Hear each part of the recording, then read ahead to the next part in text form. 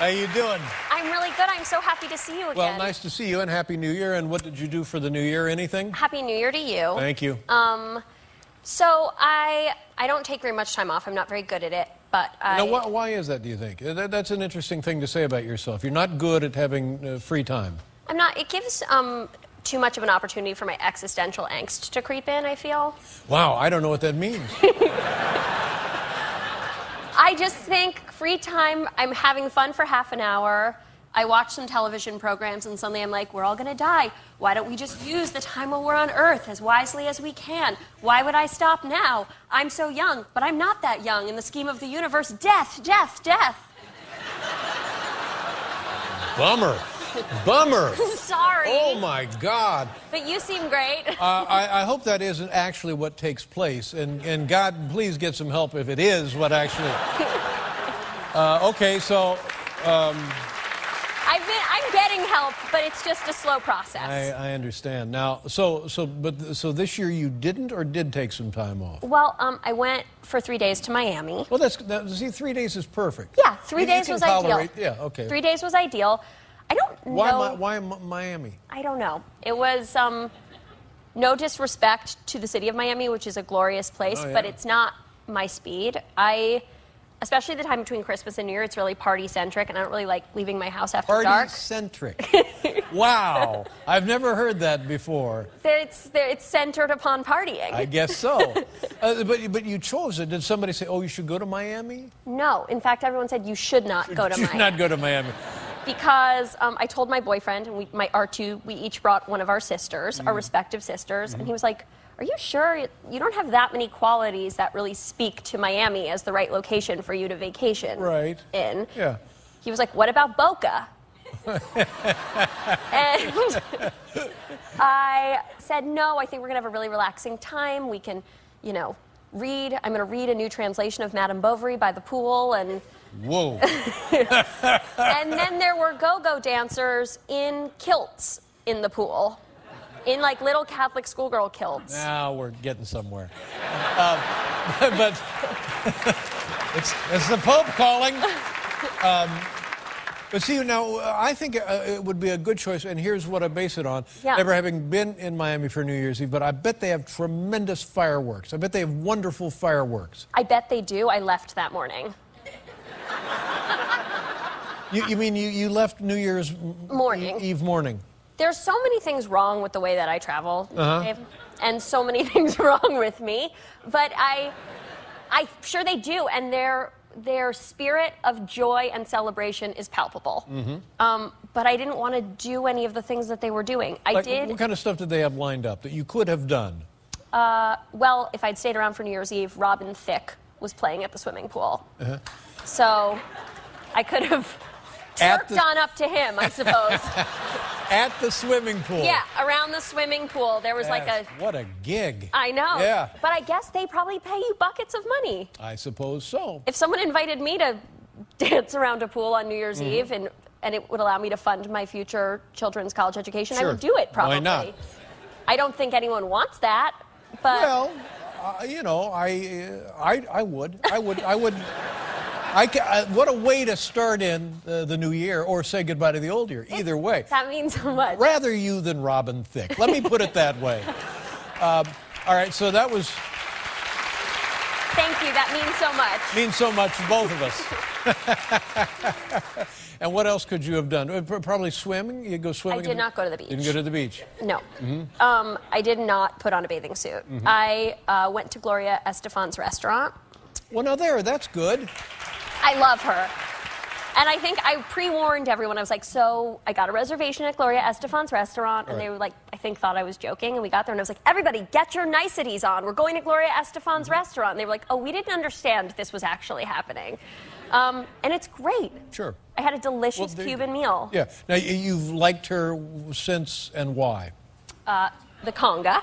I think that's why we all were initially introduced to her. I was in a children's aerobics class called Hands Up when I was about 6, and they played the conga, and I was like, this is the most beautiful song I've ever heard. And I made my parents play it over and over in the car, and they're like Bob Dylan listeners, like they were like suicidal. They're like, what did we do? and I had a whole choreographed dance to it, and so... Now, have you met Gloria Estefan? No. But I've been to Cuba, and the entire time I was there, I was like, I am in the birthplace of Gloria Estefan.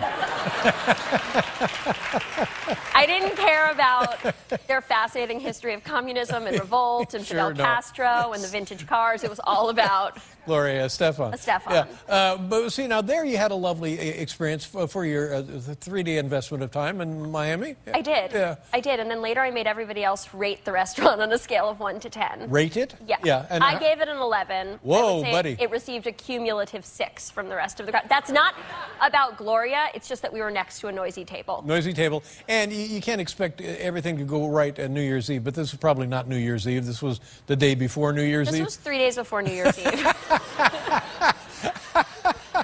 Oh, I see. What did you do for New Year's Eve? Oh, I had a fantastic time. You did? Yes, I did. I had a great holiday, and I won't bore you with what I did, but a lot of family, a lot of activities, and it was one of the nicest holidays I've ever had in my life. I'm so happy for you. Come on. Wait, better one. Better one.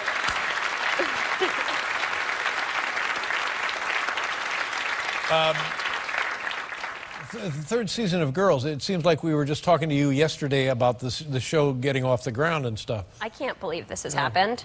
I mean, I kept thinking after the pilot, I was like, okay, we'll make a pilot, and then that'll be a great story in my life when I'm a male woman, that I made a pilot once. And then after that... I'm sorry, what was the word? Male woman, male person, person who delivers the mail. Oh. Oh.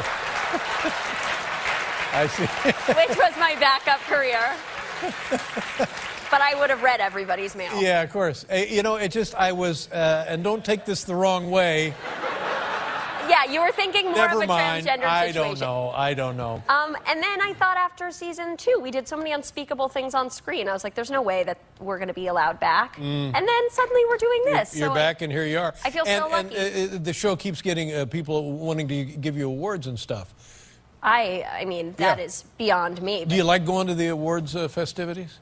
You know, I am never going to say no. I am so shocked that I'm invited that I will just, until they stop inviting me, I will just show up. I will eat the food. I will take photos of celebrities without their permission. Do you like being around famous people? Yeah. You do? Who doesn't? I mean, I obviously recognize that the culture of fame is complex and it's corroding our country and it's hideous, but... It's hideous, and it's corroding our country. I love to look at famous people. Yeah, sure, but you know, you're right. It is hideous. I mean, we know that it's the worst. We know we should separate our egos from our true consciousness, but I just want to look at the Kardashians' butts all day. Yeah. Yeah. Come on, again. There you go.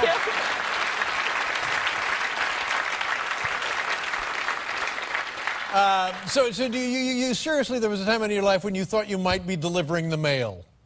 Yeah, I still think that I'm going to do one terrible thing. Everything's going to come crashing down. And then I'm going to be, I mean, delivering the mail is the best case scenario for what I'm going to be doing. No, but it's show business. That's the beauty of show business. Look at Charlie Sheen. He's still in show business. It's crazy. I know. My mom actually said to me, she was like, the worse behaved you are, the better this will go. That's right.